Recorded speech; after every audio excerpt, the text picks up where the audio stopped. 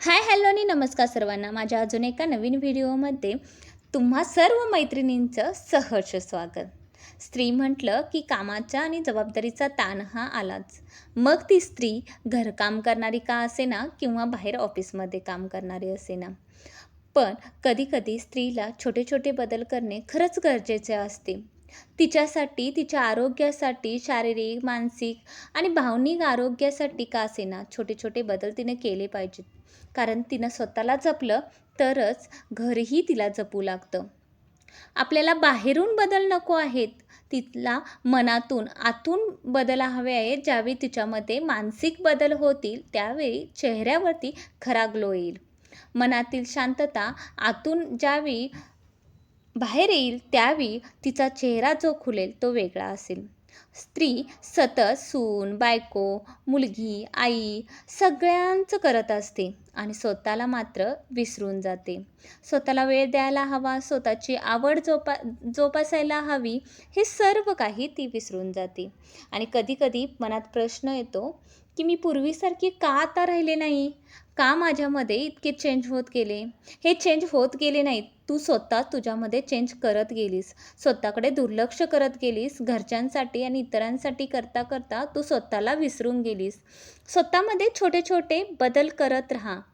सकाळी उठल्यानंतर मोबाईल बघण्यापेक्षा थोडासा वेळ तू स्वतःला दे. घरातच एक अर्धा तास फेरी मार. बघ, तुझ्यामधला हा फक्त पायी केलेला व्यायाम खरंच सकाळ ही अगदी सुखकर करेल. ज्यावेळी सकाळ प्रसन्न आणि शांत होते त्यावेळी अख्खा दिवस तुझ्यासाठी शांत जातो. घरामध्ये कधीतरी छानसा ड्रेस घाल, केस मोकळे सोड आणि स्वतःचं नवं रूप बघ. दुसऱ्यासाठी जगता जगता कधीतरी स्वतःचा विचार कर.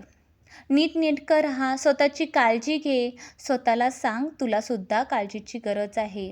दुसऱ्यांची काळजी करता करता तू एक नर्सच होऊन जातेस. आई म्हणून ज्यावेळी मुलांसाठी करतेस त्यावेळी एक शिक्षिका होऊन जातेस आणि सगळ्यांसाठी सगळं करता स्वतःकडे दुर्लक्ष करतेस. स्वतःसुद्धा नीटनेटकी राहा, तुझा आत्मविश्वास वाढेल. अतिविचार टाळून दे. कोणतंही काम करण्यापूर्वी अगदी लोक काय म्हणतील, मी हे आता करते किंवा हे मी आता शिकते आहे किंवा लोक नावे ठेवतील, सगळं विसरून जा. लोक तर काय नावे ठेवण्यासाठीच असतात. तुला आनंद मिळतोय ना, एखादी गोष्ट केल्यानंतर तुला प्रसन्न वाटतं, तर तुझी आवड निश्चित जप. एकट्याने प्रवास करायला शिक. एकट्याने एखादी तुझी कला जोपासायला शिक. आता माझं वय झालं आहे, हे का वय आहे का? मुलांचं शिक्षण आहे, आता मी कुठं काय शिकू?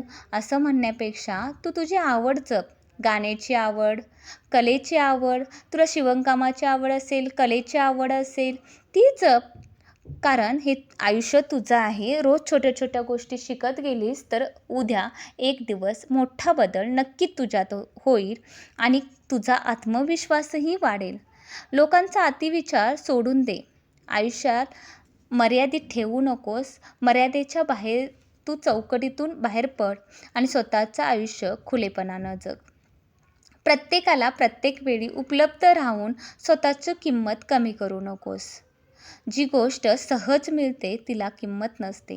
स्पष्ट नकार द्यायला शिक. प्रत्येक वेळी हजर राहून तू तुझा मौल्यवान वेळ दुसऱ्यांना देतेस. तो वेळ स्वतःवरती खर्च कर. मी असं नाही म्हणत की तू एखादी डिग्री घे किंवा उच्च शिक्षित हो, पण स्वतःमध्ये जे स्किल आहे ते वापरत जा. थोडं थोडं त्यामध्ये शिकत जा, बदल करत जा. हा बदल तुझ्यातील आत्मविश्वास वाढवून ठेवेल. आणि दुसऱ्यावर ज्यावेळी विश्वास ठेवतेस ना त्यावेळी थोडा जपून ठेव. कारण तुझी खाजगी गोष्ट किंवा काही गुपिते तू ज्यावेळी समोरच्या व्यक्तीला सांगत असतेस त्यावेळी ती समोरची व्यक्ती त्या आत्मविश्वासाने किंवा विश्वासाने ती तुझी गोष्ट जपून ठेवेलच असं नाही. जी गोष्ट तुझ्या मनामध्ये ठेवता नाही आली ती गोष्ट तू दुसऱ्याकडून कशी काय विश्वासानं जपून ठेवतील असं ठरवू शकतेस. आश्वासन देताना ते पूर्ण कर. मी एखादी गोष्ट तुला वेळेवरती पूर्ण करून देईन असं म्हणतेस त्यावेळी ती वेळेवरती पूर्ण करून दे. जर तुझ्याकडून पूर्ण होणार नसेल तर तसंच सांग की मी हे करू शकत नाही. कारण ज्यावेळी आपण शब्द देतो त्यावेळी त्या व्यक्तीला किंवा समोरच्या व्यक्तीला आपण विश्वास देतो की आपण ती गोष्ट खरंच पूर्ण करणार आहोत. आणि ज्यावेळी आपण अपूर्णतेने सांगतो की मी ती गोष्ट तुझ्यासाठी पूर्ण केली नाही, त्यावेळी समोरच्या व्यक्तीचा विश्वासही आपल्यावरचा उडून जातो. विश्वास संपादन करायला शिक, कारण विश्वास संपादन करणे म्हणजे तुझा आत्मविश्वास वाढवणे होय. स्वप्न अस्तित्वात आण. तुझी जी स्वप्न होती काही वर्षापूर्वी ज्यावेळी तू शिक्षण घेत होतीस, काहीतरी स्वप्न मनाशी बाळगली असशीलच आणि संसाराच्या रगाड्यामध्ये ती स्वप्न बाजूला राहिली. मान्य आहे मला, संसारही तुझा महत्त्वाचा आहे, पण तुझी स्वप्नही महत्त्वाची आहेत. थोडासा वेळ त्यातून काढ आणि स्वतःला एक यशस्वी शिखरावरती नेऊन ठेव. आवडीलाच यशस्वी शिखरावरती न्यायला मदत करेल. प्रेक्षक बनून राहू नकोस.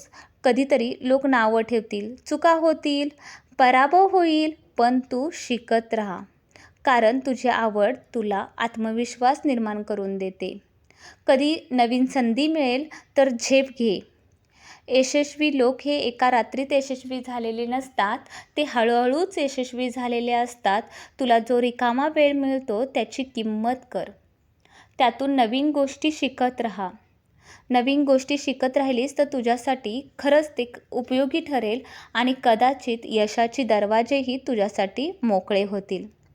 दुसऱ्यांच्या यशाच्या कथा ऐकण्यापेक्षा स्वतःच्या यशाच्या कथा लिही आणि समोरच्याला स्वप्ने काय असतात, त्याचे अस्तित्व काय असतं हे दाखवून दे. तुझा एक प्रयत्न यशाची पहिली पायरी चढेल.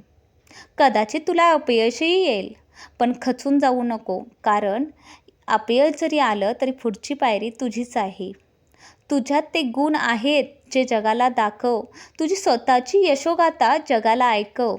जगापेक्षा वेगळं काहीतरी स्वप्न तुझी आहेत आणि ती अस्तित्वात आणायची आहेत. त्यासाठी प्रयत्न तुलाच करायचा आहे.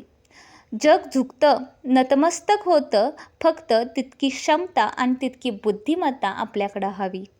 काहीच नसतं, माझं वय निघून गेलं आहे, मी आता करू शकत नाही, माझ्या मैत्रिणी मोठमोठ्या पदावरती आहेत आणि आता मी काय करू.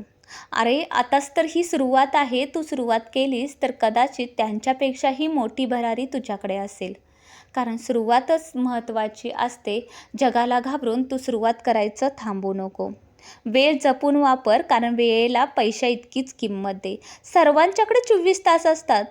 अगदी सचिन तेंडुलकर जरी घेतले तर त्यांच्याकडे दिवसाचे 24 तासच असतात. मोठमोठे बिझनेसमॅन घेतले तरी त्यांच्याकडे दिवसाचे 24 तासच असतात आणि तुझ्याकडे सुद्धा दिवसाचे 24 तास आहेत. त्यांना यशात कसं बदलायचं, ही यश म्हणजे एक स्पर्धा आहे. तुमचा 1 तास वाया जाणं म्हणजे तुमच्या मागच्या स्पर्धकाला तुम्ही 2 तास आयते देण्यासारखं आहे.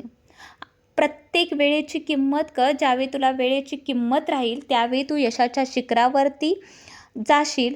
गेलेला पैसा परत मिळवता येईल, पण गेलेली वेळ परत मिळवता येत नाही. आणि तू थकू नको, कारण यश तुझंच आहे. आता यश म्हणजे काय गं? यश म्हणजे चांगले मार्क, चांगली पोस्ट, चांगली नोकरी किंवा चांगला पगार नाही गं. यशाची प्रत्येकाची व्याख्या ही वेगळी आहे. ज्यामध्ये तुला सुख मिळतं ते यश असतं. तुझी तुलना कुणाशीही करू नको.